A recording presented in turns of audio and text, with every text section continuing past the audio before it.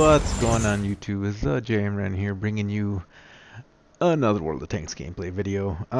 But before we get into it, it is Army Stories time. And my years in the military and meeting tons of people, I've met some colorful, interesting people in my time. Right when I got into basic, I was a fat body, not gonna lie. Had a big old tummy.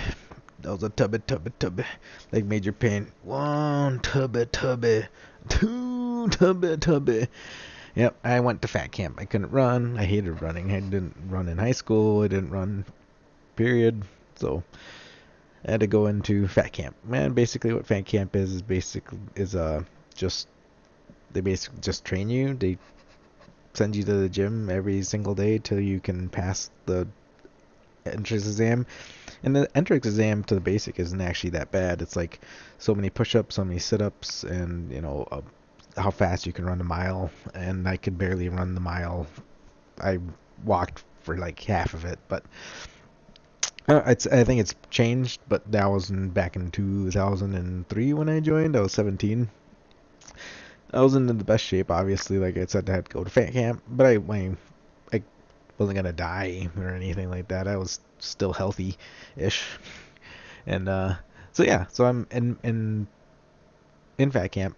I met there was some weird people there, man. Like strange individuals there. It was like a bunch of people who wanted to be in there and just physically couldn't do what was asked of them, so they were there to strengthen or gain some stamina. And then there's people who were just milking the crap out of it, because you still actually got paid while you were there. Like you got your E1 pay and stuff like that too, so you can be there for like ever. And it wasn't like you're in basic. There was like drill sergeant-ish kind of people there, but they weren't like drill sergeants. They were there to basically just help you keep you motivated, getting you where you need to go, so you can go on to your basic training unit, your OSIT unit, whatever you call it. OSIT is usually one station unit training.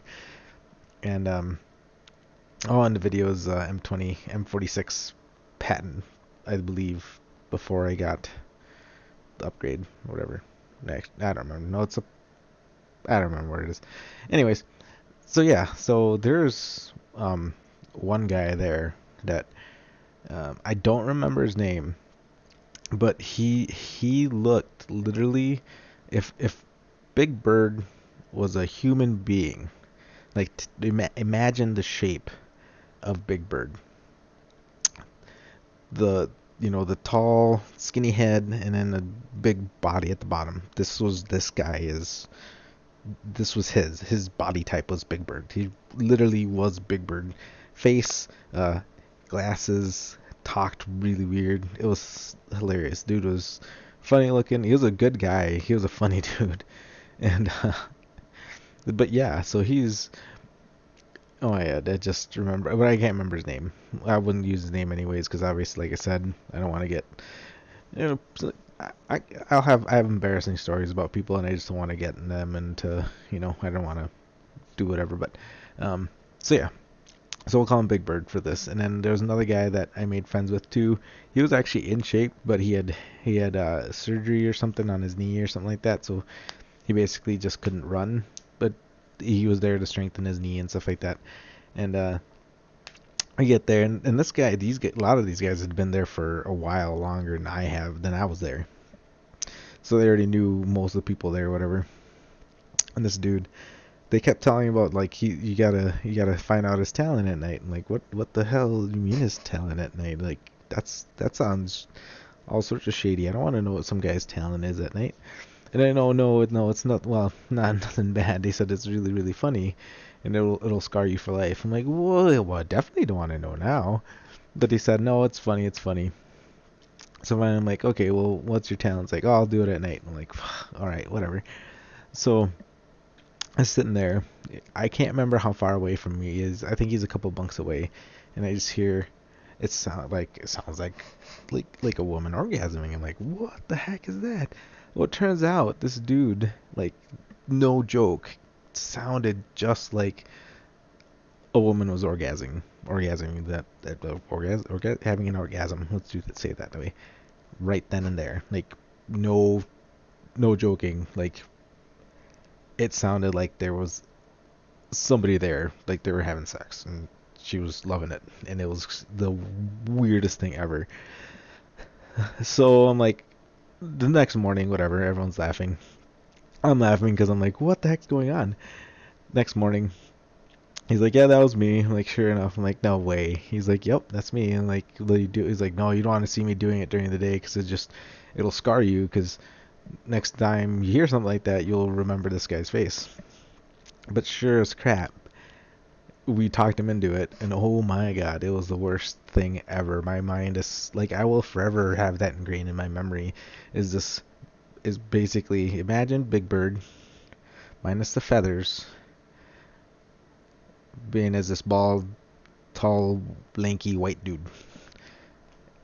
and out of the mouth was a woman having an orgasm. The worst thing ever. It was. I look at back at now and I'm like, that's hilarious. That's something that I'll never forget.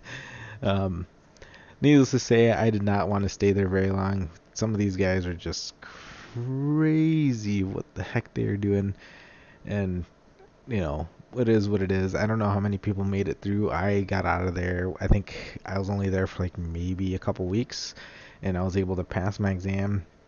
I had to reclass to a different MOS because I originally went into the army. It was not for a combat engineer, 12 Bravo. It was a 12 Bravo at that time. Got reclassed 21 Bravo, but that's all technicalized. Now it's a 12 Bravo again. But I want to get it right for any of my army buffs watching the video. So yeah, 12 Bravo is a combat engineer. I originally went in as a river rat, a 12 Charlie, which is a bridge builder. I can't remember what the actual term is for them, but they call them river rats because they go on the boats and they build the bridges, bridge builders and whatnot. And they're basically like the sister like MOS to a combat engineer. Is an engineer, is just a different type. They didn't work with explosives. Combat engineers did, and they said, well, I missed my unit for 12 Charlie, so they're like, well, you can do a combat engineer that's going on right now if you don't want to wait however many months. I'm like, I'm not waiting here for any more longer than I need to. Where do I sign up? Give me the papers. I'll sign right now. I had no idea what a combat engineer was.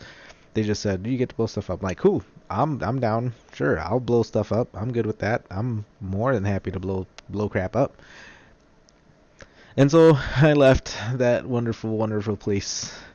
And I can't remember what the heck it's called. I just called it Fat Camp. Fat camp for the army. Well, before he joined, actually went to a basic training unit. And then obviously, you guys, if you had watched my previous video, I'll link it in the description below. I talked about, I believe I used his name was Roger, a little Italian dude from New York City, I believe, or the Bronx. I think he's from the Bronx. Oh, and reminds me, now to give you a visual what this kid looks like, he's like a little short, stocky dude. Looks like the shape of a garbage can. And then I was thinking about it, and I figured out, oh, you know who he looks like? If you want a good reference on what this guy looks like, he looks just like the guy, the Muppets. Beaker's friend, the professor dude. If you know who I'm talking about, look him up. That's what this dude looked like. Big freaking glasses, and like Coke bottle. Dude's glasses were like you used to like the joke about like those cartoons where the guys has those thick glasses and just eyes are really big. No joke. This is literally how it was. Big old glasses like that, but he looked like that dude. And yeah, it was hilarious. That guy is funny. So, but yeah, so that's my story of Big Bird, the orgasming Big Bird guy. So yeah, that's my story. And yeah, the gameplay in the background, hopefully you're liking it. It's actually a really long one. This match went for like down to it took forever. It almost went down to like everything. And this is the most annoying thing ever. So you notice there's 6 minutes, 6.5 minutes left in the match. 3 tank destroyers. I don't remember what tier they are or what type of tank destroyers they are, but they weren't fast, they weren't slow. And if you play World of Tanks enough, you know that this is probably the most annoying thing ever. I think we find one of them out somewhere here. they'll find him. And yeah, there he is. I find him. Oh, and he's almost dead, so it's their tier 10. So I finish it off, and now we're trying to figure out, well, what the heck these last two. Now, if you notice, they are platooned up, so they're communicating with each other, planning something. Well, lo and behold, we find them all the way at K0. So if you look at the little map on the bottom right, K0 is the very bottom right corner of the map, and it's where they spawn. These guys, being geniuses or just to be trolly, had decided we're gonna hold up literally in that freaking corner. Their backs to the corner where people can't get around them, and I think they're like a T28 or something like that, or yeah, I think they're like a T28 or something that has like really good frontal armor, but really crappy rear and side armor. So I figure out, I'm like, oh, they must be this way. They have to be somewhere by the base. At this point, I don't know that they're all the way over there. I just know they're by the base somewhere. I assume because no one else has seen them. No one on the bot, no one on the G side, no one across the one line, the A line or B line or 1 and 2 line has seen anything. So I'm like, oh, they're only last possible place over here. So I'm careful because I'm like, well, they're gonna ambush me or what? So I'm just pushing up, doing my thing, getting to where I need to go. And so I'm slowly pushing up, and I gotta wait for my team to come help me anyways. So here we go, and sure as crap, I'm spotted. But I spot them too, and I realize, oh crap, there they are, and they can see me. But I think there's enough of a dip there where they can't hurt me. Yeah, so I'm wait till I'm no longer spotted, and I'm gonna cut across. Yeah, they can't see me. I can't see them from that area. So there's only one of two things you can do. There's still 3 minutes on the clock. This isn't an encounter battle. It's a standard battle. So one person can take the base in, I think, 1.5 minutes, like 1 minute 30 seconds or something like that. 2 minutes, I don't remember. But I have enough time to go and cap the base. So I'm telling everybody, hey, here they are. And I'm saying I'm gonna go cap the base from a position where they can't get to me from where they are, because there's a mountain around the corner. They can't see me. So heavy tanks coming out to help, and I'm just gonna sit there and cap the base and see if I can draw at least one of them out to come out. So I find a little bush to hide behind, and I actually posted another video of an M46 where use of the bush works well. It works better with a light tank because I just have an ability where they actually, when they move, their camouflage doesn't go away. It stays the same as if they were sitting still in a bush, which is a really cool trick. But that's the whole point. The light tank is supposed to be spotter. They're supposed to be camouflage, and that's just a nice little perk that they have when you're hiding in a bush. And then obviously you can go back without being spotted, shoot through the bush. And if you can't see through the bush, I mean, you can highlight the guys, but you can't physically, where it's like looks all like see through or whatever. Then if it's a see through, if you shoot they'll people spot you. But if you can't see through the bush like this, they can't spot you if you shoot at them, unless obviously somebody else is to your left or right, or in front of the bush. So I was able to pull them out, and I was right. They are two T28s that platooned up and being little bastards. So 6 minutes, and they just stayed back there, hoping we'd just come and get them or do whatever. So I track them. I'm gonna do my thing, and I think I tracked him again. I'm able to just push on him, and I do help my team take the win. That's the most annoying thing ever. Well, that's my army story for the week. I'll have another one for you guys next week. I'll figure out what else I can talk about.